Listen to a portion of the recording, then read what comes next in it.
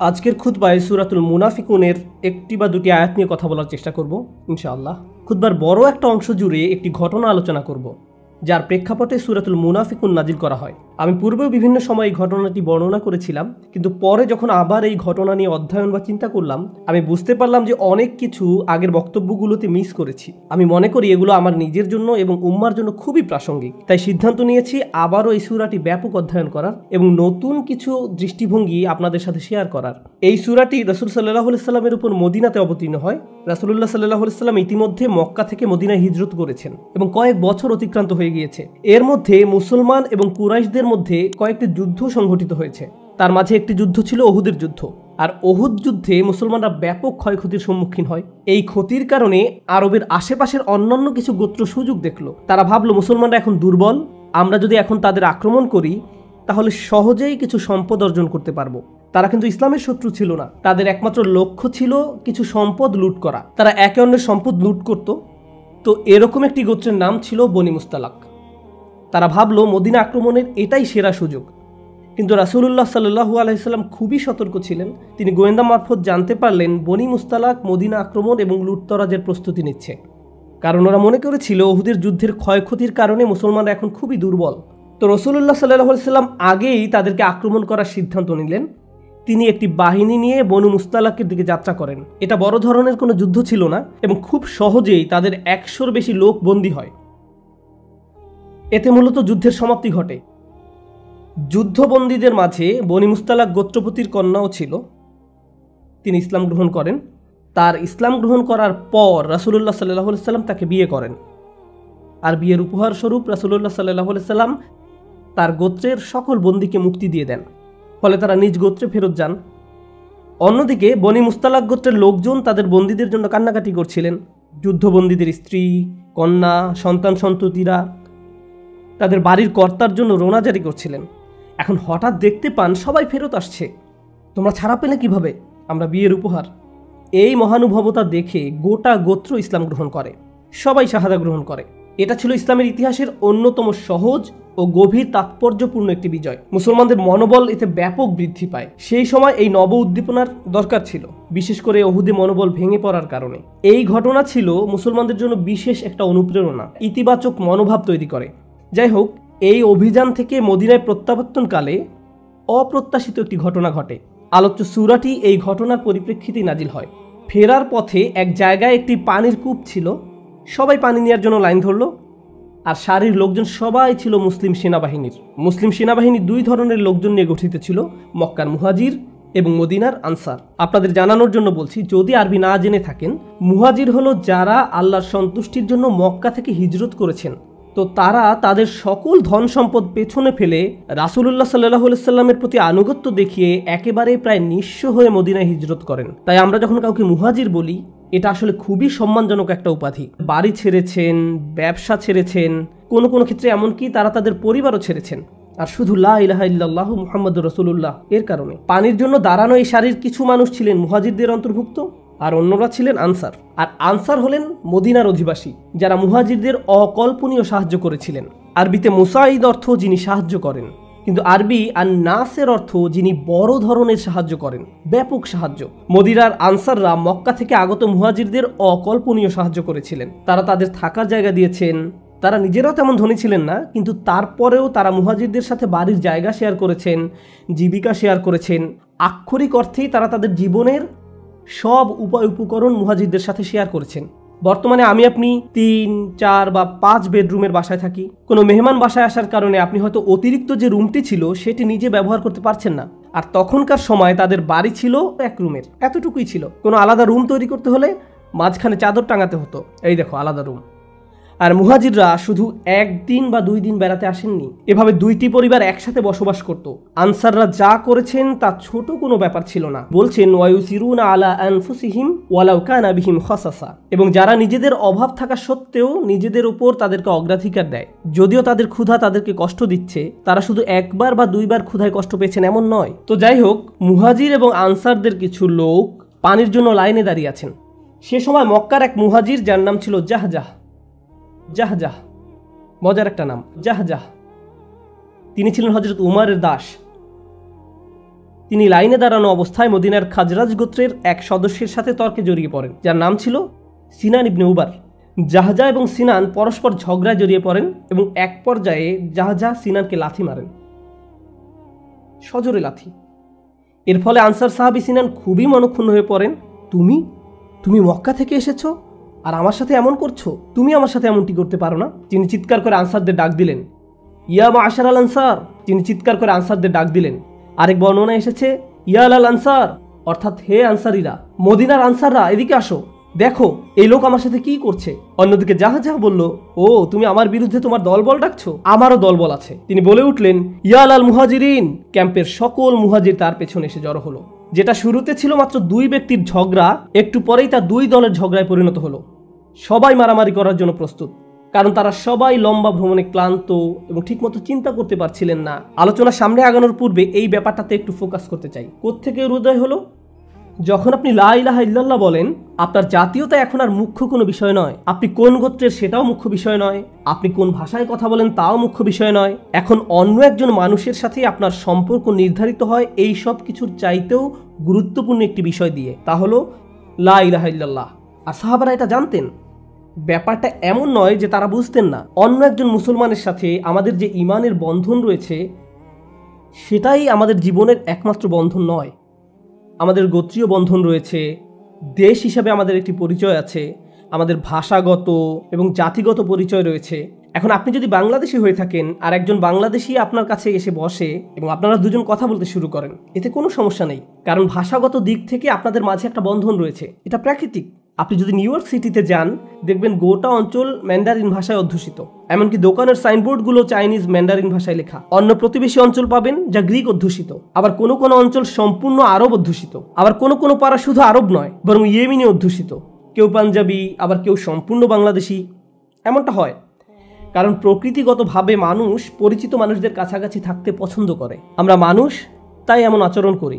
আল্লাহ আমাদের এভাবে তৈরি করেছেন। ওয়াজআলনাকুম শুউবান ওয়া ক্বাবাইলা লিতাআরাফু। তিনি তোমাদের জাতি এবং গোত্রে বিভক্ত করেছেন যেন তোমরা একে অপরকে চিনতে পারো। এখন আমি আপনাদের যে ব্যাপারটার উপর ফোকাস করতে বলবো তা হলো, সে সময় ওই দুইজন সাহাবী যে নাম ধরে নিজ নিজ দলের লোকজনকে আহ্বান করেছিল, তা আসলে কোনো জাতিগত নাম ছিল না। এভাবে বলা হয়নি ইয়া আহলাল মক্কা বা ইয়া আহলাল ইয়াসরিব, হে মক্কার মানুষেরা বা মদিনার মানুষেরা। তারা ব্যবহার করেছেন মুহাজিরিন এবং আনসার শব্দদ্বয়। জাতিগত উৎপত্তির সাথে কোনো সম্পর্ক নেই, জাতীয়তার সাথেও এর কোনো সম্পর্ক নেই। এই দুই শব্দের সাথে অঞ্চলগত কোনো সম্পর্কও নেই। সম্পর্ক আসলে অবদানের সাথে। অবদানের উপর ভিত্তি করেই কেউ মুহাজির আর কেউ আনসার। মুহাজিরদের অবদান হলো তারা হিজরত করেছেন।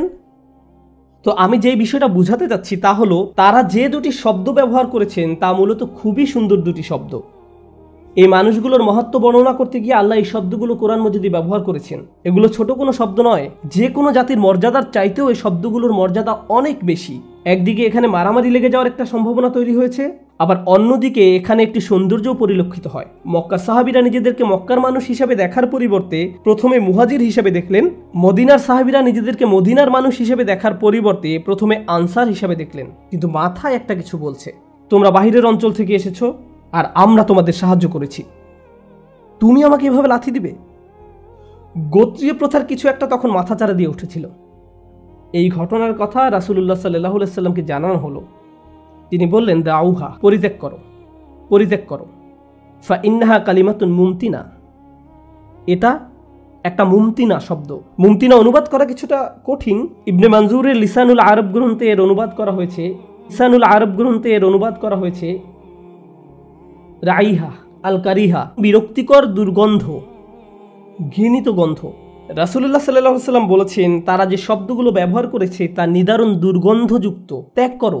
যখন কোনো কিছুর দুর্গন্ধ ছড়িয়ে পড়ে আমরা তার থেকে দূরে সরে পড়ি। এমন একটি চিত্রই রাসূলুল্লাহ সাল্লাল্লাহু আলাইহি ওয়াসাল্লামের কথা থেকে পাওয়া যায়। এখানে যে শব্দগুলো ব্যবহার করা হয়েছে তা এতই দুর্গন্ধযুক্ত যে এখান থেকে দূরে সরে পড়ো, একে প্রশ্রয় দিও না, এর কাছেও যেও না, এটা নিয়ে আর কথাও বলতে যেও না। তারা কি কোনো খারাপ শব্দ ব্যবহার করেছে? তারা কি কোনো মন্দ ভাষা ব্যবহার করেছে? তারা খুবই সুন্দর দুটি শব্দ ব্যবহার করেছে। এই শব্দগুলো কোরআনে উল্লেখ করা হয়েছে। কোরআনে আল্লাহ তাআলা এই মানুষগুলোর প্রশংসা করেছেন, আর এগুলো কোরআনের সবচেয়ে সুন্দরতম উপায়ে ব্যবহার করা হয়েছে। কিন্তু তারপরও আল্লাহ রাসূল সাল্লাল্লাহু আলাইহি ওয়াসাল্লাম এগুলোকে নিদারুণ দুর্গন্ধযুক্ত বলেন। যা থেকে তোমাদের দূরে সরে যাওয়া উচিত। এখান থেকে আমরা আমাদের দিন সম্পর্কে খুবই শক্তিশালী একটা ব্যাপার শিখছি, সেটা হলো শুধু ভালো শব্দের ব্যবহার নয়, বরং শব্দগুলো কোন নিয়তে ব্যবহার করা হচ্ছে। আপনি শ্রেষ্ঠ শব্দ ব্যবহার করতে পারেন, বরং শব্দগুলো কোন নিয়তে ব্যবহার করা হচ্ছে।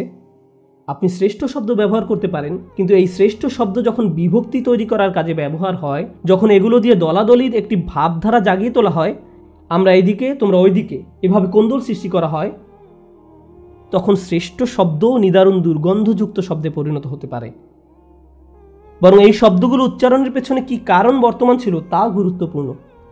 আমাদের বোঝার জন্য বলছি, বিভিন্নভাবে আলহামদুলিল্লাহ বলা যায়। কেউ আপনাকে জিজ্ঞেস করলো দিনকাল কেমন যাচ্ছে, সুন্দরভাবে বললেন আলহামদুলিল্লাহ। অন্য একদিন কেউ জিজ্ঞেস করলো দিনকাল কেমন যাচ্ছে, আমি অনেক সমস্যার মধ্যে দিয়ে যাচ্ছি, তারপরও আলহামদুলিল্লাহ বলা উচিত, আলহামদুলিল্লাহ। আপনি যখন কাউকে সালাম দিবেন তখন আপনার মাঝে কোনো বিতর্ক থাকে না।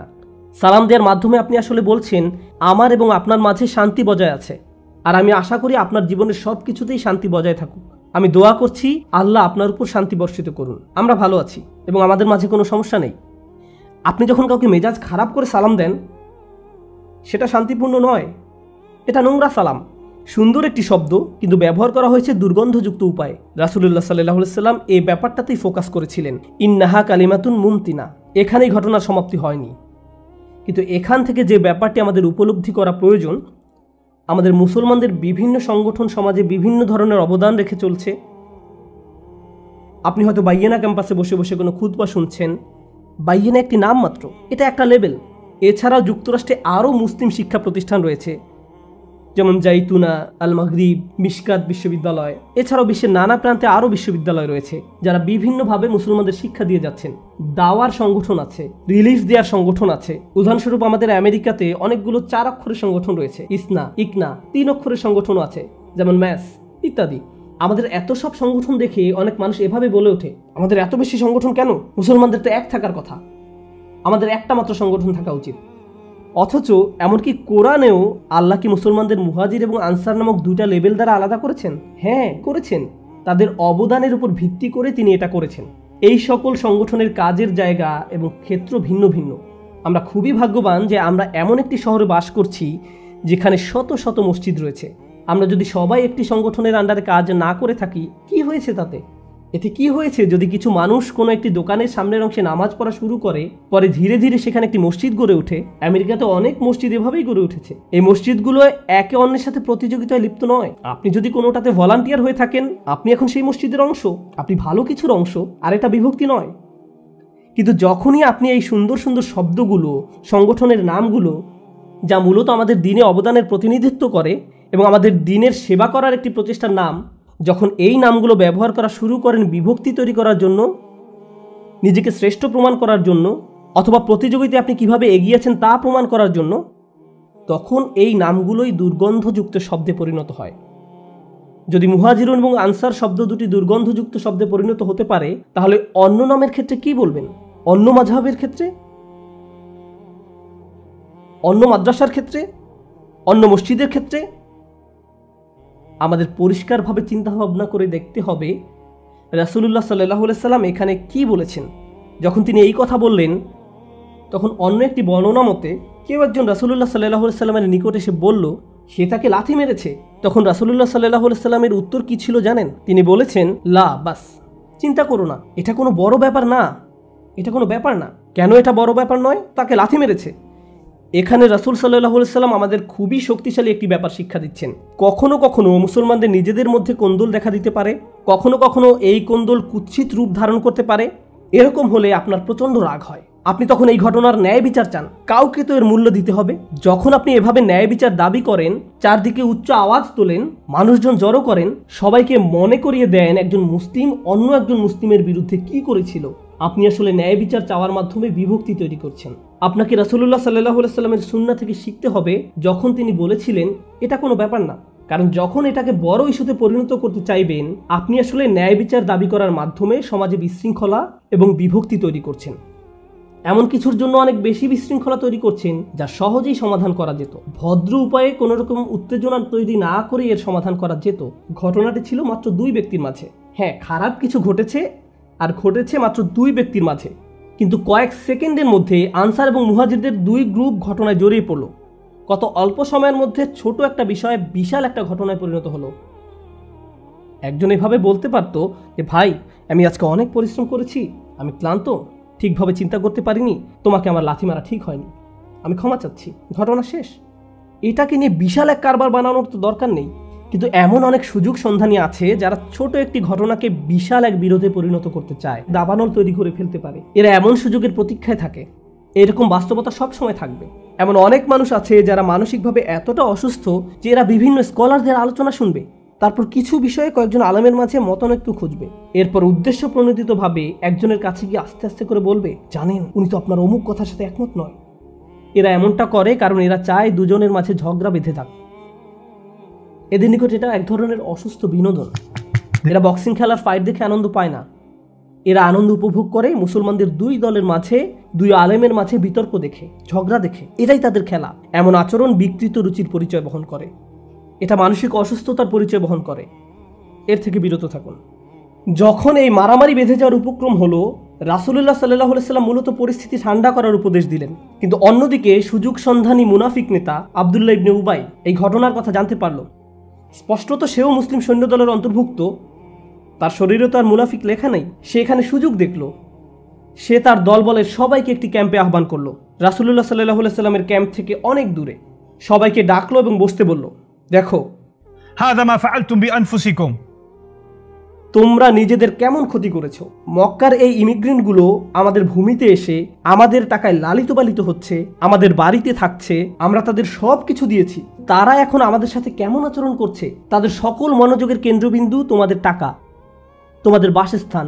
জানো তো, যে ভিক্ষা করে সে অপমানিত, আর যে দান করে সে সম্মানিত। এদের কোনো সম্মান নেই, আমরাই সম্মানিত। তারা এখন আমাদের সাথে এমন আচরণ করবে। জানো তারা আমাকে কি মনে করিয়ে দিচ্ছে। এভাবে সে এক বিশাল বক্তৃতা দিল। তারা আমাকে অতীত আরবদের একটা কথা মনে করিয়ে দিচ্ছে, কুকুরকে খাইয়ে মোটা তাজা করো যেন একদিন তা তোমাকে কামড়িয়ে দেয়। সে তার বক্তৃতায় মুহাজিরদেরকে কুকুর বলে সম্বোধন করল। তার ক্যাম্পে পাপিষ্ঠ মুনাফিক নেতা এটা করল যেন সে এই ঘটনাকে কাজে লাগিয়ে মদিনার আনসারদেরকে মুহাজিরদের বিরুদ্ধে খেপিয়ে তুলতে পারে। তারপর সে শপথ করে বলল, লায়ুখরিজান্নাল আযু মিনহাল আযাল। আমরা যদি মদিনায় প্রত্যাবর্তন করি তাহলে সম্মানীরা অবশ্যই হীনদেরকে বের করে দিবে। সে আল্লাহর নামে শপথ করে বলল, তোমরা যদি এদেরকে টাকা পয়সা দেওয়া বন্ধ করে দাও তাহলে দেখবে তারা অন্য কোথাও আশ্রয় খুঁজে নিবে। লা তুনফিকু আলা মান ইনদা রাসূলিল্লাহ হাত্তা ইয়ানফাদ্দু। তারা এখানে এসেছে শুধু তোমাদের টাকার জন্য।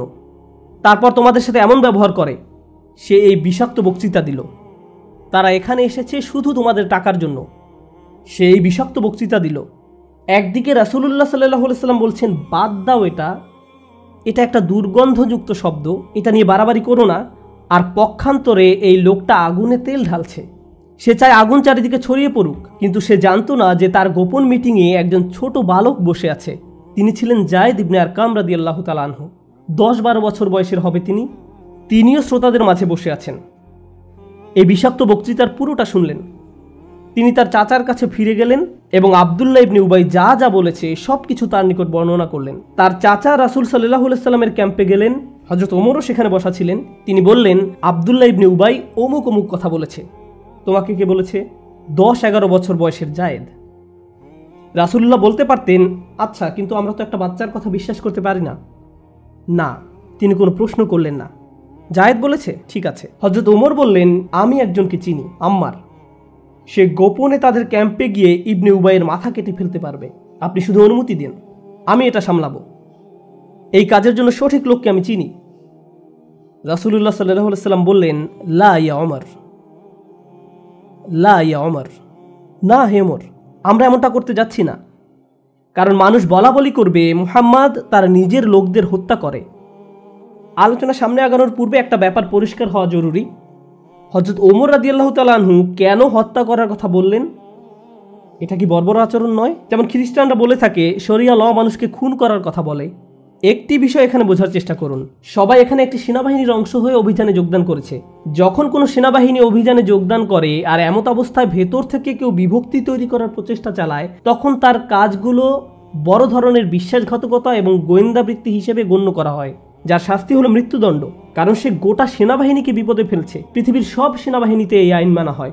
প্রাচীনকাল থেকে শুরু করে আজ পর্যন্ত এমন আচরণকে বড় ধরনের বিশ্বাসঘাতকতা হিসেবে গণ্য করা হয়। তাই হযরত ওমর যখন তাকে হত্যা করার কথা বলছেন, তিনি কোনো ইসলামী আইন প্রয়োগের কথা বলছেন না।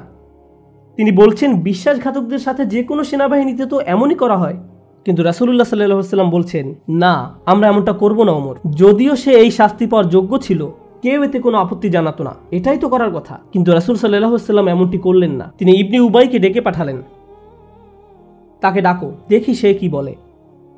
ইবনে উবাই জানতো না যে রাসূলুল্লাহ সাল্লাল্লাহু আলাইহি ওয়াসাল্লাম জেনে যাবেন।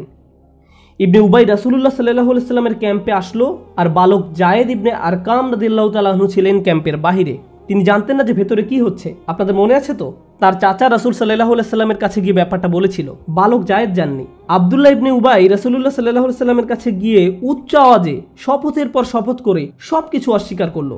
আল্লাহি, কে আমার বিরুদ্ধে এই মিথ্যা রটিয়েছে? আমি বিশ্বাস করি আপনি আল্লাহর রাসূল। কেন আমি আপনার বিরুদ্ধে এমন কথা বলতে যাব? আমি কেন আমার ভাইদের বিরুদ্ধে এমন কিছু বলতে যাব? আমি কত ত্যাগ স্বীকার করেছি। আমি যুদ্ধ করতে এসেছি, আসিনি। আপনি কিভাবে আমাকে এমন প্রশ্ন করতে পারেন? আমার কথার উপর আপনি কার কথাকে প্রাধান্য দিচ্ছেন? আমি কি নিজেকে প্রমাণ করিনি? এভাবে রাসূল সাল্লাল্লাহু আলাইহি ওয়াসাল্লামকে লেকচার দিতে লাগলো, তার গলার স্বর উঁচু করে। রাসূলুল্লাহ সাল্লাল্লাহু আলাইহি ওয়াসাল্লাম বললেন, তুমি যেতে পারো, আমি আর কোনো ননসেন্স শুনতে চাই না, তুমি চলে যেতে পারো। তিনি তার সাথে তর্কে গেলেন না। আমরা এখানে অন্য কিছু শিখছি। এমন অনেক মানুষের সন্ধান পাবেন যারা সমস্যা তৈরি করবে, তারপর আপনি যখন তাদের এই ব্যাপারে প্রশ্ন করতে যাবেন, তারা চিৎকার চেঁচামেচি শুরু করবে, খুবই উচ্চস্বরে জবাব দিবে। আর যখন কেউ এভাবে উচ্চস্বরে কথা বলবে, তখন রাসূলুল্লাহ সাল্লাল্লাহু আলাইহি ওয়াসাল্লামের সুন্নাহ কি? এটাই সুন্নাহ। তাকে যেতে দাও, ঠিক আছে, তুমি যেতে পারো। যখন রাসূল সাল্লাল্লাহু আলাইহি ওয়াসাল্লাম তাকে চলে যেতে দিলেন, জায়েদ ইবনে আরকাম ছিলেন ক্যাম্পের বাহিরে। ইবনে উবাইকে চলে যেতে দেখে ভাবলেন, কি, তার কিছুই হয়নি? আমি তো বলেছি, তারপরেও তার কিছুই হয়নি। জায়েদ বর্ণনা করেন, আসাবানি হাম্মুন লাম ইউসিবনি কাত, মারাত্মক এক দুঃখ আমাকে আক্রান্ত করলো। আমি এই দিনের মতো জীবনে আর কোনোদিন এত দুঃখ ভারাক্রান্ত হইনি। তিনি বলেন, সাদ্দাকাহু রাসূলুল্লাহ ওয়া কাযাবানি, রাসূল সাল্লাল্লাহু আলাইহি ওয়াসাল্লাম তার কথাকে সত্য মনে করলেন আর আমাকে মনে করলেন মিথ্যা। কারণ আমি তো একটি বাচ্চা ছেলে, তিনি আমাকে বিশ্বাস করেননি। কিন্তু এখানে আসল ব্যাপারটা তা নয়। আসল ব্যাপার হলো রাসূলুল্লাহ সাল্লাল্লাহু আলাইহি ওয়াসাল্লাম জায়েদের কথা শোনা মাত্রই বিশ্বাস করেছিলেন, কিন্তু জায়েদ ব্যাপারটা জানতেন না। এরপর তিনি বলেন, আমি আমার তাঁবুতে ফিরে গেলাম এবং শুয়ে শুয়ে কাঁদতে লাগলাম। শিশুটি শুয়ে শুয়ে কাঁদতে লাগলো। এদিকে জায়েদের মনে কি হচ্ছে রাসূলুল্লাহ সাল্লাল্লাহু আলাইহি ওয়াসাল্লাম তা জানতেন না। তারপর আল্লাহ সুবহানাহু ওয়া তাআলা সূরাতুল মুনাফিকুন অবতীর্ণ করেন। এই খুতবা সূরাতুল মুনাফিকুন নিয়ে আল্লাহ আযজা ওয়া জাল্লা সূরা মুনাফিকুনের 2 আয়াতে জায়েদের কথা হুবহু উদ্ধৃতি করেছেন। জায়েদ তার চাচার কাছে গিয়ে বলেন, তার চাচা রাসূল সাল্লাল্লাহু আলাইহি ওয়াসাল্লামের কাছে গিয়ে বলেন, তারা বলেছে, লা ইর রাজা'না ইলাল মাদিনাতি লা ইখরিজান্নাল আ'আযু মিনহাল আযাল। এটা হলো আব্দুল্লাহ ইবনে উবাইয়ের কথা। আমরা যদি মদিনায় প্রত্যাবর্তন করি, তাহলে সম্মানীরা অবশ্যই হীনদেরকে সেখান থেকে বহিষ্কার করবে। আর কোরআন বলছে, ইয়াকুলুনা লা ইর রাজা'না ইলাল মাদিনাতি লা ইখরিজান্নাল আ'আযু মিনহাল আযাল ওয়ালিল্লাহিল ইজ্জাতু ওয়া লিরাসূলিহি ওয়াল মুমিনিন। সুবহানাল্লাহ। হুবহু জায়েদের বর্ণিত এই কথা কোরআনে এসেছে। সে জানিয়েছিল, মুনাফিকরা আরো বলেছে, রাসূলের সঙ্গী সাথীদের জন্য অর্থ ব্যয় করো না। লা তুনফিকু আলা মান ইনদা রাসূলিল্লাহ হাত্তা ইয়ানফাদ্দু। আয়াত এসে গেল, হুমুল্লাযীনা ইয়াকুলুনা লা তুনফিকু আলা মান ইনদা রাসূলিল্লাহ হাত্তা ইয়ানফাদ্দু। যখন রাসূলুল্লাহ সাল্লাল্লাহু আলাইহি ওয়াসাল্লামের নিকট সূরা অবতীর্ণ হলো, তিনি জায়েদকে ডাকতে বললেন। সে একা একা কাঁদছিল। তিনি জায়েদকে ডাকলেন, বসতে বললেন, তার হাঁটুর উপর হাত রাখলেন, তারপর বললেন, লাকাদ সাদাকাল্লাহ, অর্থাৎ আল্লাহ তোমাকে সত্যবাদী প্রমাণ করেছেন। তিনি জায়েদের নিকট সম্পূর্ণ সূরা তিলাওয়াত করে শোনালেন। 11 বছরের এই বাচ্চার নিকট অন্য কেউ এই সূরা শোনার পূর্বে জায়েদ শুনল। এই সূরার অসংখ্য উদ্দেশ্য রয়েছে। এর অন্যতম একটি অন্তর্নিহিত উদ্দেশ্য হলো এই শিশুর মন ভালো করে দেয়া। এই শিশু যে ঘটনার কথা জানিয়েছিল, এই সূরার ভেতরে শিক্ষার পর শিক্ষা। সুবহানাল্লাহ। এই সূরার ভিতরে শিক্ষার পর শিক্ষা রয়েছে, এবং এই গভীর তাৎপর্যপূর্ণ ছোট্ট ঘটনার ভেতরে। আর সূরার আয়াত সংখ্যা মাত্র 11। উপসংহারে এসে যে বিষয়টার উপর জোর দিতে চাই তা হলো, এই সম্পূর্ণ ঘটনাটি একটি বিষয়বস্তু দ্বারা সংযুক্ত, আর তা হলো অন্তরের কোমলতা। বিশ্বাসীদের ভাই ভাই হয়ে থাকার কথা, ইন্নামাল মুমিনুনা ইখওয়াহ। কিন্তু এই ভ্রাতৃত্ববোধ ধ্বংস করে দেয়া খুব সহজ। বেশি কিছু লাগে না। কখনো কখনো এমনকি গালি দেওয়ারও দরকার হয় না, ভালো শব্দও যদি খারাপ ইঙ্গিতে বলা হয়, আল্লাহ আমাদের অন্তরে যে জিনিসটি দিয়েছেন, ফাআল্লাফা বাইনা কুলুবিকুম, তোমাদের পরস্পরের অন্তরে তিনি যে ভালোবাসা তৈরি করে দিয়েছেন, অনেক যত্ন দিয়ে এর সংরক্ষণ করতে হবে। বিশেষ করে এই কথা তাদের জন্য অনেক বেশি প্রযোজ্য যারা যে কোনোভাবে দিনের সেবা করে যাচ্ছেন। আপনি হয়তো স্বেচ্ছাসেবামূলক কাজ করছেন, কোনো ইসলামী সংগঠনের সদস্য হয়ে কাজ করছেন, তখন আপনাকে অনেক বেশি সতর্ক থাকতে হবে যেন আপনারা একটি গ্যাংয়ে পরিণত না হন যারা অন্যদের সম্মানহানি করে কথা বলে। অতিরিক্ত সতর্ক থাকতে হবে। আপনি যদি এই কোমলতা উপলব্ধি করতে পারেন, তাহলে পরবর্তী পর্যায়ের স্পর্শকাতর বিষয়টিও উপলব্ধি করতে পারবেন। আর তা হলো, আমরা এমনকি শিশুদের কথাকেও ফেলে দেই না। শিশুদের প্রতি আমরা তাদের অবজ্ঞা করি না, তারা আল্লাহর এক আশীর্বাদ। বর্তমানে কেউ বক্তব্য দেওয়ার সময় শ্রোতাদের মাঝে যদি কোনো শিশু থাকে, আমরা বলে উঠি, আপনারা কি একটু দয়া করে বাচ্চাদের নীরব রাখতে পারবেন? তাদেরকে কি অন্য কোনো রুমে রাখা যায় না? Sound proof, bullet proof, oxygen proof কোনো জায়গায় কি তাদের রাখা যায় না?